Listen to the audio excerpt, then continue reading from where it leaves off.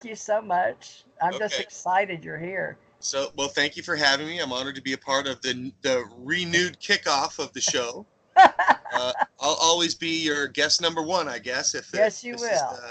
the start of something new. So, but anyway, what I was saying was that a roots reggae Rasta guy is a Rastafarian that plays roots reggae music, and so roots reggae music was the music, the original reggae music that started the whole thing.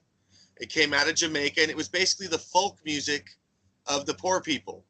And so they would use it as a news source. So if some artist would have a new song in the ghetto in Trenchtown, they'd play the song, and people would get their news from the song. And so that's Cool. it's a real social interaction thing. So then when Bob Marley came along, Bob Marley is credited with bringing that to a wider audience, and so including the United States and around the world. So what makes this music so special is not only the structure of the music, but also the ideology that's been attached to the music, and that is of the Rastafari. So when you hear reggae music that has a skank, which is like a kind of a scraping sound by the guitar, I don't know if you could hear that, but Yeah, I can hear it. the guitar is more of a rhythmic instrument in this setup.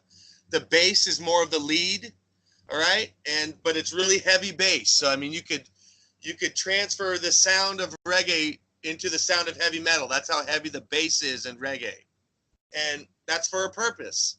Now, back in the late 50s, mid to late 50s, the reggae music, which was being developed in Jamaica, was also starting to be played at certain religious meetings that grew into what we now call the Rastafari.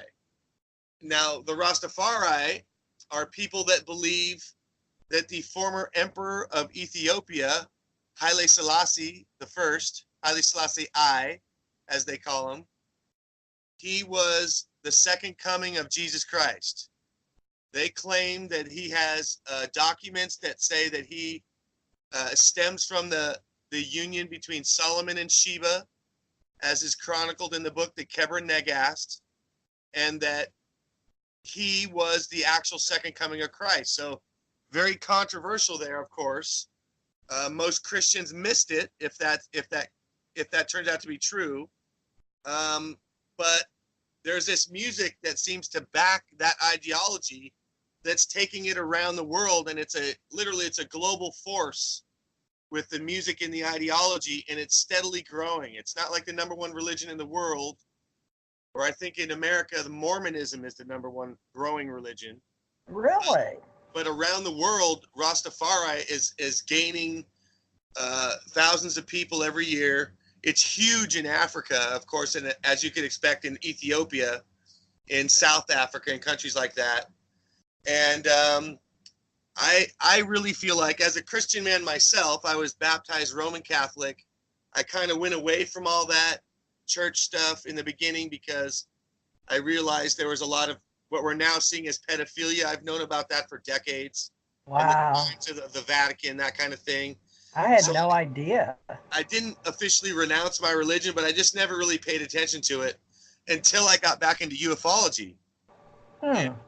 the reason I got back into it is because in ufology is, and as I'm sure you and Tommy both know, there's a certain set of kind of abductions, of UFO abductions, that take on a real dark aura. And this is where it crosses over into a subject known as demonology. And so I've had some friends and some people that have come out of the woodwork to kind of tell me their stories. And in efforts to try to help them, I wound up back at church. So uh, I don't know if you have any questions yet, but I could go off on a big story about this church that I became involved with. Well, Um, we're starting our own church today, the three of us, called Ascension Church Ohana. Do you know the word Ohana? Because the Bob Marley people next door uh, and my daughter that just passed. I don't know if you're familiar with my daughter who just passed. We had the Ascension Center, and then back in 2012, Janet Carlesson agreed to help me if I would help her and Tommy in 2012 with the Stargate to the Cosmos name for Bob Dean gave her $500. Do you know who Bob Dean is? Of course I do. All right. Well, Bob Dean is the center of my education inside the government because I was joint Army, Navy, Air Force, Marine, and we were Space Force. And he was tapping into that in the Paris area. I was in uniform 80 to 93. And he was in, but I didn't know that he was allowed to go to UFO events. I wasn't. So he must have retired. But I'm going to try to put together my life from May 67 till the time I retired, May 2017. And then I started getting, old people checks. What do they call those? You know what I'm saying? Retirement anyway, checks? there Social you go. Security? Yeah, some kind of pension or something, or Social Security. So I just live off of what I get for working, for the government. So I'm excited. I've got some money, so I spend a little money, about $200 a month, running my American Communication Online now. So it's like $40 here on Blog Talk, $50 on Spreaker to put it out there, and then $50 on American Communications Online, and then $50 on WordPress. I've got 5 secure sockets. So it takes care of like where you keep it. And I'm going to ask other people to help me form a community now that I'm retired, and we're kicking it off today because Tommy signed up for my Allied Command Intergalactic Relations. And I know that you're a journalist, a radio co-host, and you're in public relations. So aren't you the perfect person? Uh-huh. Plus, you just started another churchy kind of infamous history story, so you can be a historian in our religions and help us figure out myth or history of ufology. So I don't know, I'm calling it Ascension Church Ohana. Ohana meaning in Hawaiian like your, not just your blood relatives, but your extended family. Church being the people, but with the thing like you would now be my brother, sister, sort of like in reggae music, but in this whatever you, me, and Tommy are doing today. So you've got the Ascension magical lens of myth or history of ufology. So with that said, how would you like to move forward? Well, it's not a problem for me to be a part of your organization. Oh, good. Well, it's metaphysical, I guess. I don't know. It's sort of like it's communications first, right? Because I have to have a business license. Then I've got one called Teresa J. Mars Ministries, because where I live, you have to have a license to do what I'm doing, right?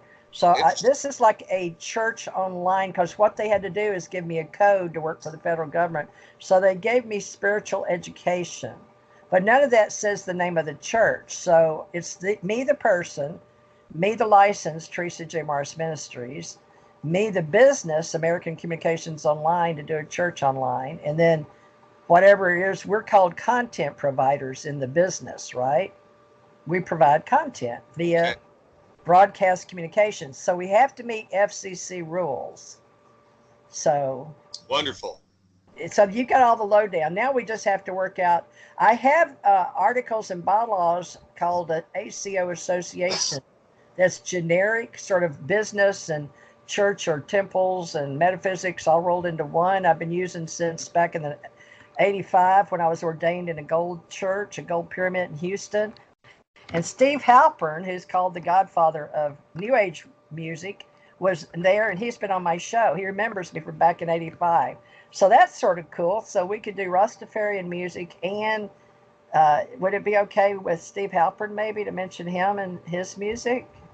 You're not any musicians, or so we just need to decide who the three of us, how our energies blend, right?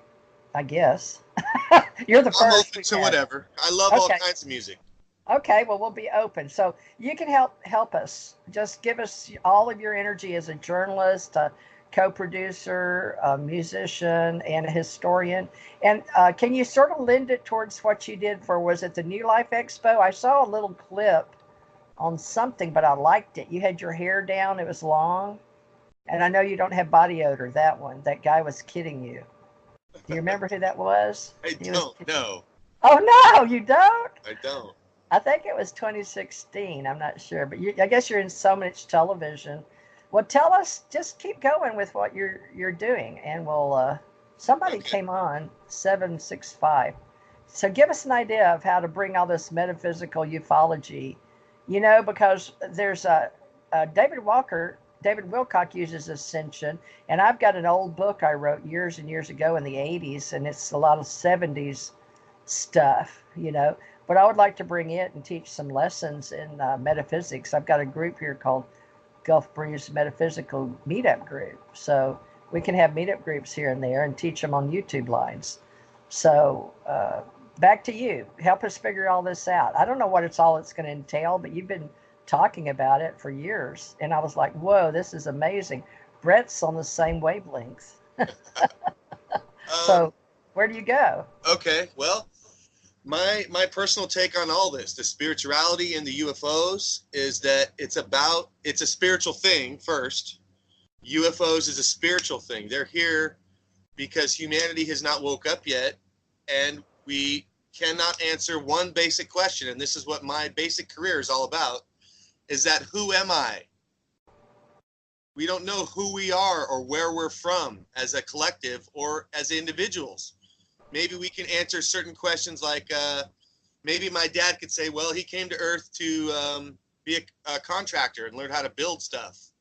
Okay, maybe that's one level, but there's a multifaceted contracts that we have, spiritual contracts as to why we're here as the individuals that we are.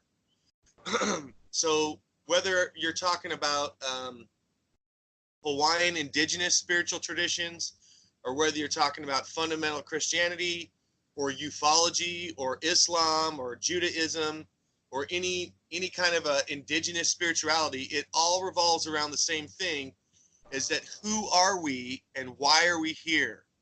What is the purpose of a human being on earth at this time? What is the context in which we find ourselves? And so this is what I like to do, is I read lots of books, I write lots of articles, not too many articles anymore because they take a lot of time. And as you know, you don't get paid too much for this kind of thing. And so I've got to spend other time making money. I'm a construction worker myself. That's my day job. But so when we're talking about UFOs, let's just say, people say, well, why do you think UFOs is spiritual? It's not, I'll talk to fundamental Christians and they'll criticize me for thinking that UFOs are spiritual. And I tell them, I go, look, whether you think aliens are demons, or whether you think some aliens are demons, or whether or not other traditions might not, whatever, it doesn't matter. Because what I argue is that when you start to study ufology, you immediately come across some type of a spirituality, whether or not it's off-world, because if you've studied the Billy Meyer case, the lead alien there, Semyase, tells Billy Meyer about their spirituality, okay? Or you could go to some place like Ekankar, and although there's a lot of controversy there, that's still a representation of spirituality that's not from Earth, all right? If you have studied the lady from Venus, Omnek Onek, she was at a conference in Mount Shasta a few years ago. I got to speak with her myself. She talked about Venusian spirituality. And so it doesn't really matter if you're from Earth or from another planet or whatever. Studying these things is going to point you onto the path. And by the path, I mean the knowledge towards your own self, your own personal knowledge of your own personal self and what you're doing here. And so even if it is, let's say the fundamental Christians turn out to be right, and that there are no aliens and that they're all demons, even if that's true, studying UFOs points you onto that path of who you are. Now, it might be unfortunate if you have to head right into demons, let's say, because that's going to put you through a lot of life tests real fast. But it's still going to push you onto the path of knowing who you are. So I get a lot of criticism from ufologists and New Agey type people about me being a Christian and all the baggage that goes with that. And I'm not going to argue that. There's a lot of baggage, a lot of stigma that goes with that. But I think the same is true with being a Muslim or with being Jewish. There's a lot of stigma that goes with these organized religions. But the reason why I'm back to studying Christianity again is because I had two contactee friends